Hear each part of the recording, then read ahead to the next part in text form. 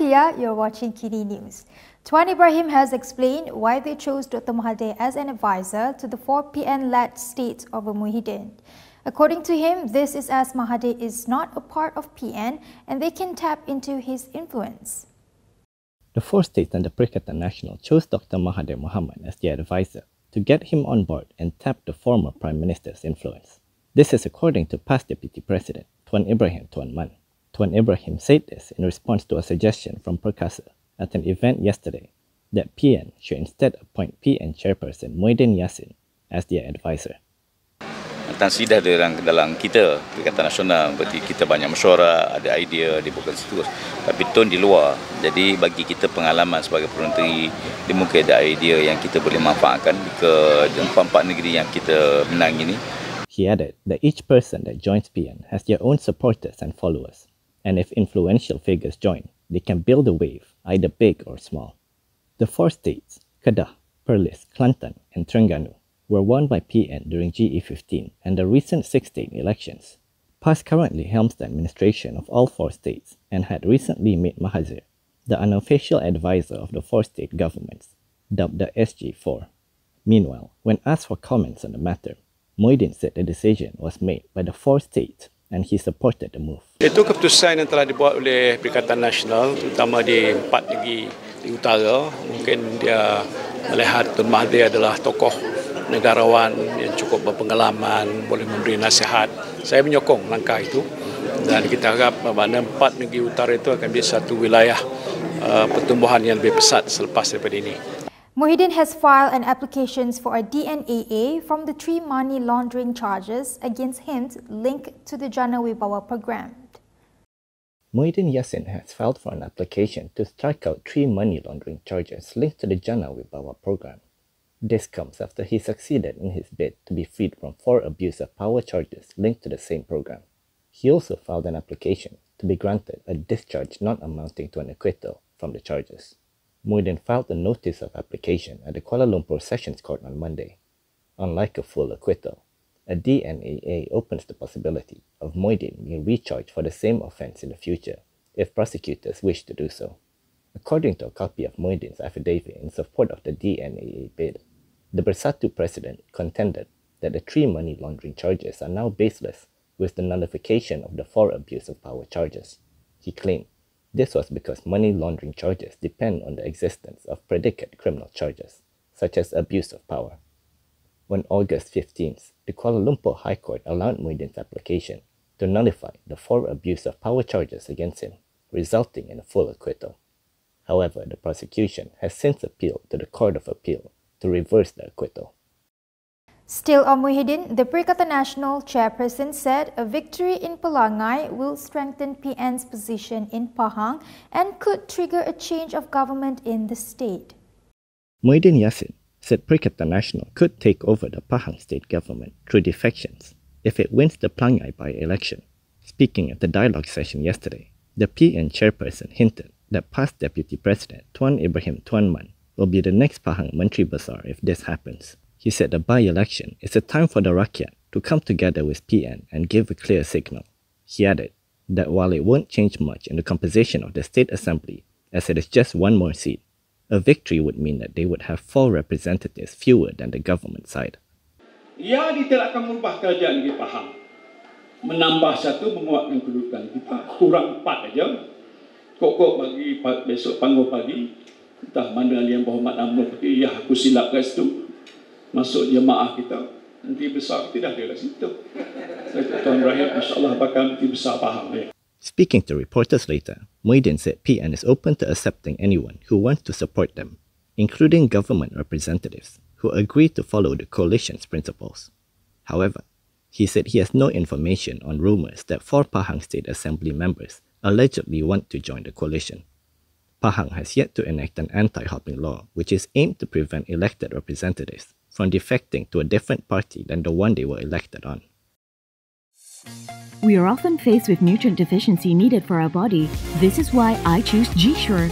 G-Sure is the first plant-based and complete nutrition drink that helps to improve the immune system and strengthen our bodies. It has to be Good Morning G-Sure. Amid speculations of a cabinet reshuffle, MCA has come up with 3 proposals for Anwar. This includes the sacking underperforming ministers.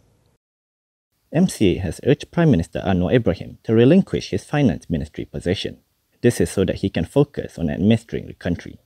MCA spokesperson Mike Chong said alternatively, Anwar could also consider appointing a second finance minister to focus on economic matters.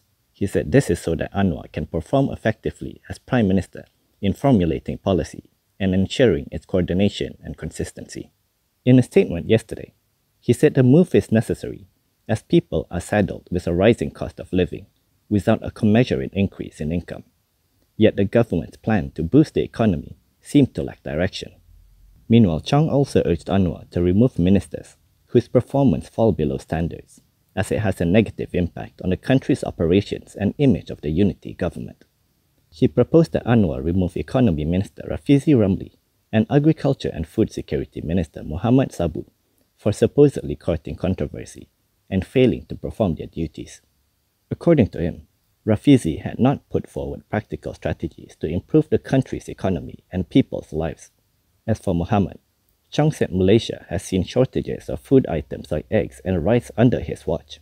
He said Muhammad had failed in preventing these problems from occurring and had failed to address the sharp price hikes in people's daily essentials. The statement came amid speculation of an impending cabinet reshuffle. PAS has denied that they will be placing Mahathir as their candidate in Kemamand. A PAS leader said the party has not had any discussions on the matter. PAS has denied claims that it will field former Premier Dr Mahathir Mohamad as their candidate for the upcoming Kemamand by-election. PAS Vice President Ahmad Samsuri Mokhtar said the party has yet to hold any discussions on potential candidates. Tidak ada perbincangan ke hari itu dan kami pun sebenarnya belum sit down lagi di kalangan pimpinan tertinggi untuk bincang tentang persiapan untuk menghadapi pilihan raya, terutama penentuan calon dan termasuklah negeri-negeri mana yang akan jadi negeri membantu di peti-peti undi di Parlimen Kemamand. Itu pun belum lagi kami bincang.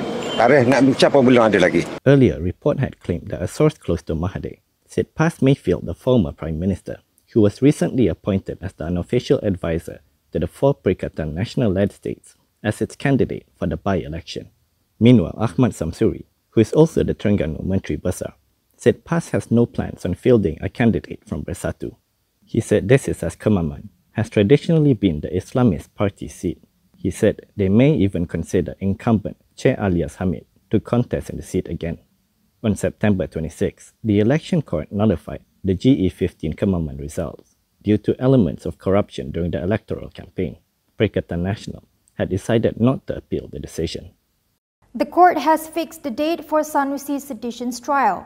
His case will be heard on January 18th and 19th next year and for 10 days in February. The Selayang Sessions Court will hear the case involving Kedah Menteri Besar Muhammad Sanusi Mat Noor, who is facing 2 sedition charges from January 2024. Sanusi is being charged with uttering seditious words regarding the appointment of the Selangor Menteri Besar and the establishment of the unity government during a political speech in July.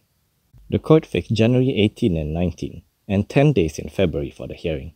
According to Bernama, earlier Deputy Public Prosecutor Masri Muhammad Daud indicated that the case was of public interest and had requested that it be heard in December this year. However, Sanusi's lawyer requested that the trial begin in January. Masri had also informed the court there were amendments to the 2 charges against Sanusi and requested the charges be read and tried together since they involved the same incident and witnesses. The amendments included a change in the section of the charges to Section 4(1)(b) of the Sedition Act, which provides a fine of up to 5,000 ringgit, imprisonment for up to 3 years or both if convicted. When the amended charges were read out, Sanusi said he understood the charge and pleaded not guilty. In the 2 amended charges, Sanusi was accused of committing both offences in Gombak on July 11th.